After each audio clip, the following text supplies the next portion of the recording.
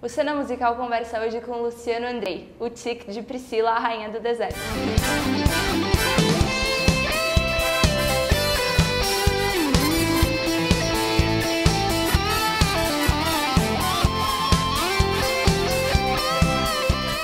Você tinha um ônibus chamado Priscila também, não tinha? Tinha. Queria que você contasse um pouco dessa história. Essa história é engraçada, porque na verdade eu não lembrava que a gente tinha apelidado ele de Priscila. Uma amiga minha me lembrou disso há pouco tempo pelo Facebook. Porque eu tive uma companhia de teatro quando eu era mais novo, dos 18 aos 21 para 22. E aí a gente tinha uma questão que era, como a gente já tinha uma companhia de repertório, às vezes a gente tinha que viajar e não tinha como levar cenário, levar figurino. E aí, com a grana que entrou no primeiro ano, a gente comprou um ônibus, que era um ônibus pau velho de tudo, assim, era praticamente uma marinete, uma coisinha. E aí o que a gente fez? A gente tirou todas as duas janelas do fundo, a gente abriu ela como se fosse um serralheiro, para poder descer ela assim, então a gente entrava com o cenário, tiramos quase todas as poltronas, deixamos só 6 de cada lado para o elenco poder viajar. E a gente fazia tudo dentro daquele ônibus, então às vezes dormíamos dentro do ônibus, quando a gente ia para alguma cidade que não tinha hotel, que não tinha alojamento, a gente dormia dentro do ônibus, levava colchão e colocava cenário dentro. E aí tinha uma amiga minha, Angélica, que era uma menina que adorava cantar, mas ela não cantava lá muito bem. E aí eu me lembro que um dia um amigo falou assim: Angélica, se você não calar a boca, a gente vai te amarrar lá em cima, que nem no Priscila, aí você vai ficar cantando lá em cima, a gente vai embora de ônibus, você vai ficar cantando lá em cima. E aí virou Priscila e aí virou o apelido do ônibus. E foi especial fazer Priscila? Tava fazendo Priscila por conta desse ônibus, por conta dessa história pessoal? Eu acho que tem uma coisa, eu não sei dizer exatamente o que é. Eu acredito muito que as coisas, que no universo tudo tem um porquê, que as coisas têm um motivo para acontecer, que as coisas são cíclicas. E esse ano especificamente faz 10 anos, esse mês faz 10 anos que eu tô aqui em São Paulo, que eu deixei a minha cidade, que era Campinas, depois que eu tinha fechado a minha companhia de teatro e vim para cá para tentar ser ator, sem grana, tentar a vida aqui mesmo, assim, tentar a sorte.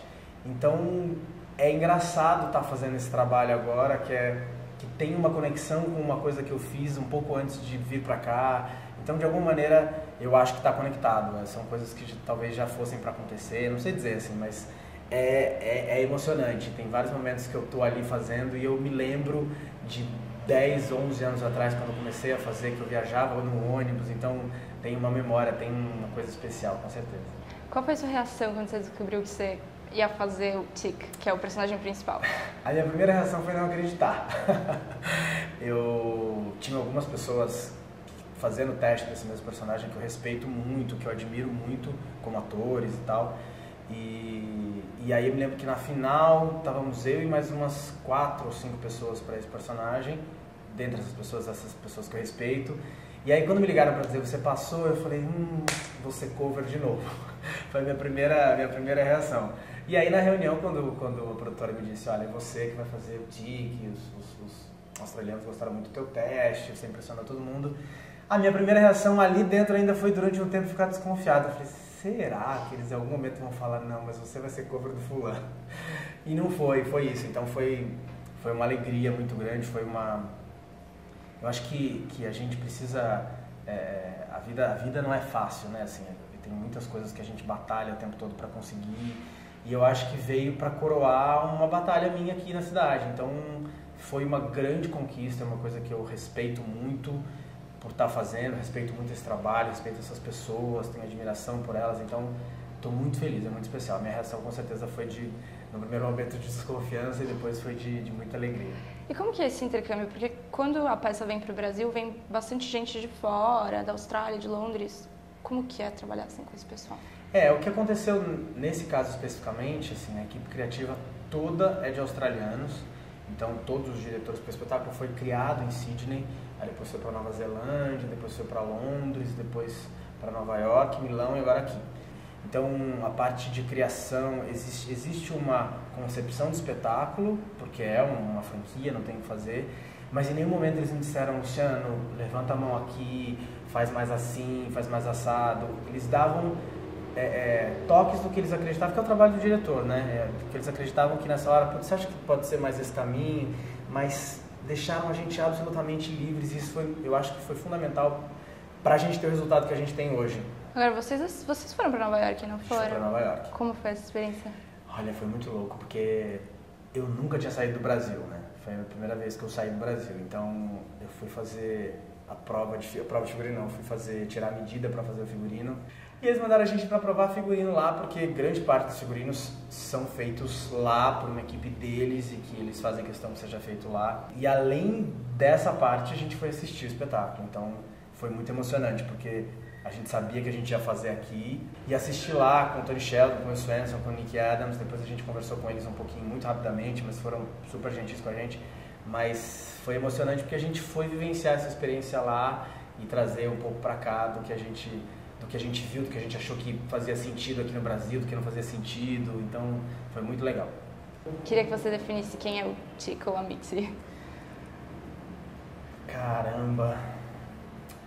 É um cara comum, é um cara normal, que fez algumas escolhas na vida, como todos nós fazemos diariamente, e carrega dentro de si algumas culpas, algumas frustrações, e eu acho que isso é o que é o bacana do personagem mais, assim, é o que mais me admira nele, é o que mais me identifica. Ele é um ser humano, ele não é uma casca, ele não é uma capa, ele é um cara que tem muito conflito dentro de si. Então, ver a batalha dele para conseguir, eu acho isso muito admirável, assim, né? A grande questão dele da vida é: eu tive um filho e eu não tenho coragem de dizer para esse filho que eu sou uma drag queen. Mas ele vai e encara isso. Ele não se paralisa pelo conflito dele, ele vai adiante. Isso eu acho muito legal. Agora, as roupas, os figurinos e tudo é bem complicado, que vocês dançam de vestido, de salto. Como é viver uma mulher? Olha, eu brinquei até, falei esses dias, não lembro pra quem que foi, eu acho que eu escrevi no Facebook alguma coisa: ser mulher é treta. Porque não sei como é que vocês aguentam, porque começa dos mínimos detalhes, assim, né? Então, desde se depilar, eu tive uma experiência com depilação a cera que foi pavorosa. Eu falei: não volto mais aqui, nunca mais. Ela depilou um pedaço, eu falei: nunca mais. Então eu passo maquininha para poder até andar de salto, que é uma coisa que dói o joelho, dói a perna, dói o calcanhar, dói a batata da perna, as roupas. Então isso da parte física, assim, né? Além de dançar com salto, ser apertado e tudo que é difícil. Mas acho que do ponto de vista psicológico, a maior dificuldade é conseguir fazer uma coisa que não seja uma caricatura.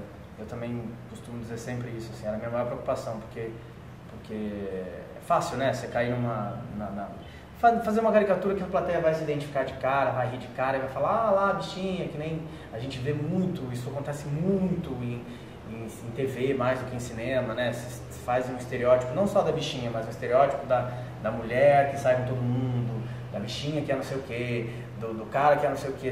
A gente lida muito com o estereótipo o tempo todo. E eu acho que no teatro a gente tem a oportunidade de quebrar isso. Então, a minha maior preocupação, eu acho que dos meninos também, de alguma maneira, era não fazer estereótipo, não reforçar clichê, não fazer com que as pessoas saiam do teatro com a mesma impressão que elas entraram. Vamos ver uma peça de 3 bichas.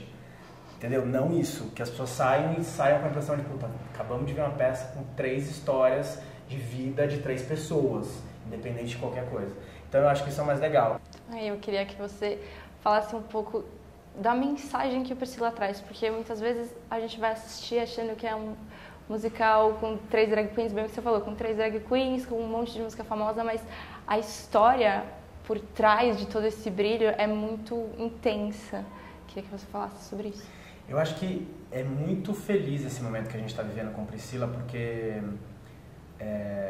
é o que a gente sempre fala isso, né? Assim, tem uma história, tem teatro, não é só um show.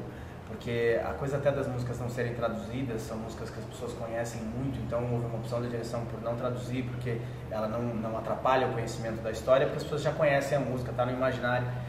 Mas isso pode até caracterizar mais ainda com que parece ser um show. E eu acho que a gente consegue dar uma volta, porque tem uma história por trás linda de um pai querendo ser aceito pelo filho, querendo se aceitar, de uma pessoa, que é a Bernadette, que eu não vou nem dizer que é uma transexual, que não é, mas que está se você tira o fato que ela é uma transexual, você vai ver uma pessoa tentando reencontrar o amor. Então, o Adam, que é um menino que está tentando se transformar, e você vê a transformação dele ao longo do espetáculo. Então, eu sempre achei que o teatro tem a função de transformar. Né? Não importa em que sentido, mas ele tem uma função de fazer as pessoas pensarem e transformar. O Priscila junta essas duas coisas, porque ele é um grande entretenimento, né, no bom sentido da palavra. Ele entretém, as pessoas gostam, se divertem, se emocionam, e ele também faz você sair de lá pensando, sabe? Faz você sair de lá transformado de alguma maneira. Então eu acho que realmente é um trabalho muito especial.